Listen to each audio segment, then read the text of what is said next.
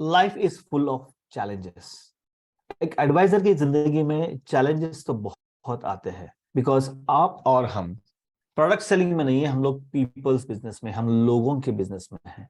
अगर हमको अच्छा बिजनेस करना है, अगर एक लाइफ इंश्योरेंस एडवाइजर को अच्छा बिजनेस करना है, तो दोस्तों हमको ये समझना पड़ेगा कि हमारे जो प्रोस्पेक्ट्स है उनके लाइफ में वैल्यू कैसे ऐड कर सके।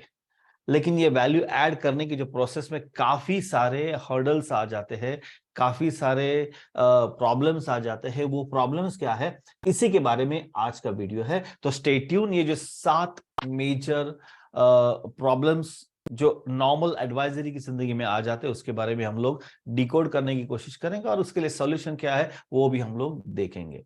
सो allow me to open up my presentation here, right? So here we are talking about 7 challenges faced by a life insurance advisor. My name is Sudhir Khoth. I am entrepreneur, educator and investor. पिछले कई साल से मैं life insurance industry में हूं। I've gone through this industry very closely. I know the pains of a life insurance advisor.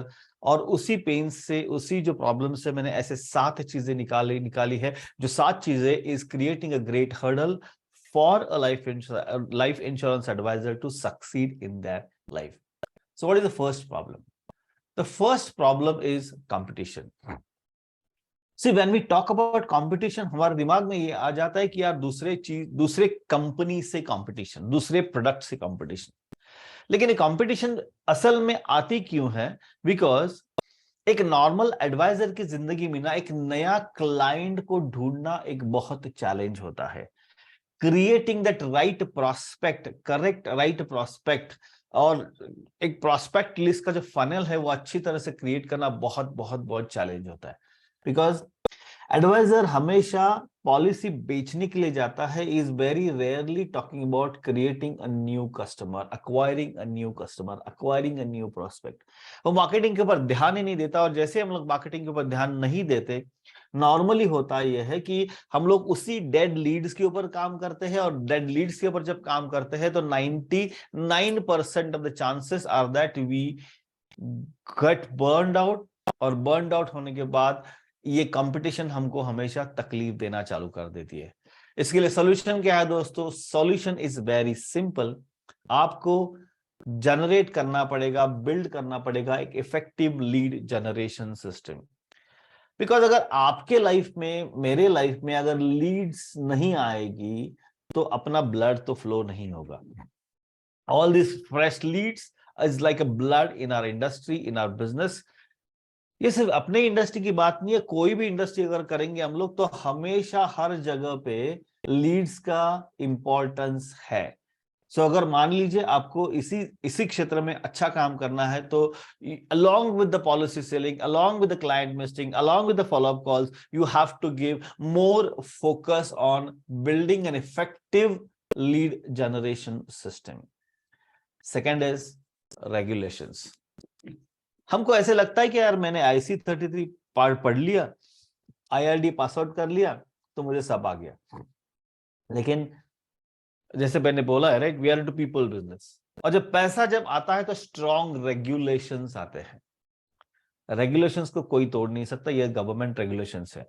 तो आपको करना क्या पड़ेगा कि ये जो चैलेंज है, चैलेंज को तो आपको फेस करना ही पड़ेगा। बिकॉज ये जो हेवीली रेगुलेटेड इंडस्ट्री है, उसमें अप टू डेट चेंजेस क्या होते हैं वो आपको एकदम अच्छी तरह से जानना बहुत जरूरी है। और ये बहुत टाइम कंज्यूमिंग है। आई नो ये बहुत टाइम कंज्यूमिंग। बस हमेशा बोलता है कि यार मुझे कॉल करो कि ये रेगुलेटरी का अभ्यास करो। लेकिन दोस्तों अगर हम लोग फाइनेंस इंडस्ट्री में काम करते हैं तब हमको ये सब कुछ जानना बहुत जरूरी होता है। The solution is stay updated. बहुत बड़ा पीएचडी करने की जरूरत नहीं, लेकिन बेसिक जो आपको लगता है उसके बारे में डिटेल आपको समझना बहुत इंपॉर्टेंट है। Next challenge, product knowledge. अभी क्या प्रोडक्ट नॉलेज तो जब जिस कंपनी में हम काम करते हैं, प्रोडक्ट ट्रेनिंग तो वहां पे चलते रहता है। प्रोडक्ट ट्रेनिंग के बारे में हम टेक्निकल बहुत ज्ञान लेते हैं, लेकिन द चैलेंज इज वो जो प्रोडक्ट है, प्रोडक्ट का अंडरस्टैंडिंग, उसके फीचर्स, उसके बेनिफिट्स वो प्रोडक्ट उस अपने प्रोस्पेक्ट के लाइफ में कैसे वैल्यू ऐड करेगा, ये सब कुछ जानना बहुत जरूरी है। दिस इज वेरी चैलेंजिंग और इसके लिए लगता है ऑनगोइंग एजुकेशन। जाते जाते ब्रोशर पढ़ लिया तो मैं प्रोडक्ट में परफेक्ट हो गया, ऐसा नहीं होता। You have to deep down understand कि the behavioural pattern of that particular product. ये बहुत बड़ा चैलेंज है, अपने आप में एक चैलेंज है दोस्तों। बिकॉज जब तक वो फीचर्स आप आपके प्रॉस्पेक्ट के गोल्स को अलाइन नहीं करते, तब तक ये सेल नहीं होता। सॉल्यूशन क्या है? Regularly get updated about yourself on the products. किसी कंपनी में आप काम करते हो, उसका प्रोडक्ट लाइन आप डिफाइन कर लो और उसका application to solve the prospects problem. Because ऐसा कोई प्रोस्पेक्ट नहीं है कि जिसने सिर्फ आपने बताया इसीलिए ले लिया। सभी प्रोस्पेक्ट्स हमेशा बोलते कि यार मेरा प्रॉब्लम क्या सॉल्व होगा इससे। वो आपको आइडेंटिफाई करना पड़ेगा और वो आपको उसको बताना पड़ेगा। Because the money which you are getting is for solving his problem. उसके पास बहुत ज्यादा पैसे, इसीलिए वो आपका प्रोडक्ट नहीं लेता। वो प्रोडक्ट लेता है क्योंकि उससे उसके प्रॉब्लम सॉल्व हो जाते हैं, right? Then comes this major problem which is called as building a trust. knowingly unknowingly last many years, past few decades, life insurance advisor का एक इमेज है ना, इमेज एकदम खराब हो गया है। Like normally like pushy sales के लिए पीछे भागना। बट ट्रस्ट जब तक नहीं होता तब तक एक स्ट्रॉन्ग रिलेशनशिप नहीं बनता। ट्रस्ट जब हम बात करते हैं तो ट्रस्ट बनाने के लिए बहुत टाइम लगता है। वो ऐसे जाते जाते एक दो मीटिंग में ट्रस्ट नहीं होता, बहुत एफर्ट्स लगते हैं। और जब तक ट्रस्ट बीच में नहीं है ना, तब तक आपका प्रॉस्पेक्ट कभी भी आपको कमिटमेंट नहीं करेगा। Building that trust is like you building your image. जैसे आपका कोई नाम है, राइट?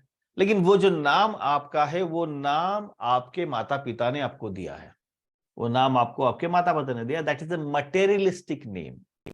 लेकिन आपको एक अलग एंगल से लोग पहचानते हैं कि जैसे आप सिंसियर हो, आप ट्रस्टवर्दी हो, आप कॉन्फिडेंट हो, आप टाइम पंक्चुअल हो, टाइम मैनेजमेंट अच्छा हो, आप कभी भी गलत सॉल्यूशन नहीं देंगे। वो जो चीज है ना, वो ट्रस्ट जो है, वो ट्रस्ट आपकी ब्रांड इमेज बनाता है। ये बहुत बड़ा चैलेंज है। सबको लगता है कि नहीं मैं जाते जाते बिजनेस करूंगा, लेकिन जब तक ये ट्रस्ट बिल्ड नहीं होगा दोस्तों, तब तक बिजनेस भी अच्छा नहीं होगा। सोल्यूशन क्या है? Start building your personal brand. जब पर्सनल ब्रांड की बात करता हूं, it's not about Armani suit and 50,000 का boot. No, it's not that. It's all about your value systems, your ethics, the values, the principles with which you will do that particular business. और जो business आप करेंगे, उस business से आपके prospect को कैसे लगता है, प्रॉस्पेक्ट उसको कैसे रिसीव करता है, that is your trust. This is the major problem in the life insurance industry because image deteriorate हो चुका है। अगर हमको इस इंडस्ट्री में अच्छा काम करना है तो इमेज बिल्डिंग के ऊपर, पर्सनल ब्रांड बिल्डिंग के ऊपर काम करना बहुत जरूरी है। टाइम मैनेजमेंट सी होता क्या है कि आप खुद ही प्रोप्राइटर हो, आप खुद ही एक इंडिविजुअल पर्सन हो। सब कुछ तो आप ही को करना है। आप ही को नया प्रोस्पेक्ट ढूंढना है, उसको फर्स्ट कॉल करना है, सेकंड कॉल करना है, थर्ड कॉल करना है, फाइनल प्रेजेंटेशन देना है, उसी के पास से बाकी सबको डिटेल्स उठाना है, पॉलिसी लॉगिन करना है, सबमिशन, सब कुछ आप ही कहीं को करना है, ट्रैवल भी आपको करना है, बाकी सब कुछ भी आपको करना है। तो management of this time becomes very very very crucial. Client meeting और एडमिनिस्ट्रेटिव वर्क, ये दोनों चीजों के बारे में जो जगलिंग होता है ना, वो जगलिंग की वजह से majority of the people spend time in just administrating and not doing the real thing which is called as sales. तो अगर आपको इस इंडस्ट्री में सक्सेसफुल बनना पड़ेगा तो टाइम मैनेजमेंट का प्रॉब्लम आपको एकदम तगड़ा रिजॉल्व करना बहुत जरूरी है दोस्तों। बिकॉज अगर ये आपने रिजॉल्व नहीं किया तो हमेशा you will be into the chakravyuh of doing an administrative work. Solution क्या है? Learn effective time management skills. Simple है, अगर आपने टाइम का अच्छी तरह से मैनेजमेंट कर दिया तो बहुत कुछ आपके हाथ में रहता है। Technology adoption is the next problem. हमको लगता है कि यार टेक्नोलॉजी इतना सारा चेंज हो रहा है, this is the time of transformation. मैं इतने साल से लाइफ इंश्योरेंस का बिजनेस कर रहा हूं, एक स्पेसिफिक पैटर्न के हिसाब से, वो जो स्पेसिफिक पैटर्न के हिसाब से मैं लाइफ इंश्योरेंस का बिजनेस कर रहा हूं, उसी पैटर्न से अगर मैं वापस वही धंधा करने लगा तो सक्सेस के चांसेस बहुत मिनिमम हो जाते हैं। You just can not use the old process and try to merge with the new technology. We all have to transform, my dear friends. हमको टेक्नोलॉजी सीखना पड़ेगा, हमको जो भी डिजिटल एरा है, डिजिटल एरा से बात करना पड़ेगा, डिजिटल एरा में खुद को घुसाना पड़ेगा। ये चैलेंज को हमको फेस करना पड़ेगा by upgrading ourselves continuously, by upgrading yourself continuously. This is very important. You just cannot sustain or live in this digital era unless and without accepting. You need to accept that. Get gel with that, use it to your effectiveness. वो बोलते हैं ना कि digital era is actually a boon for you if you use it effectively. लेकिन अगर digital era को adopt नहीं किया तो वो आपको खत्म भी कर सकता है।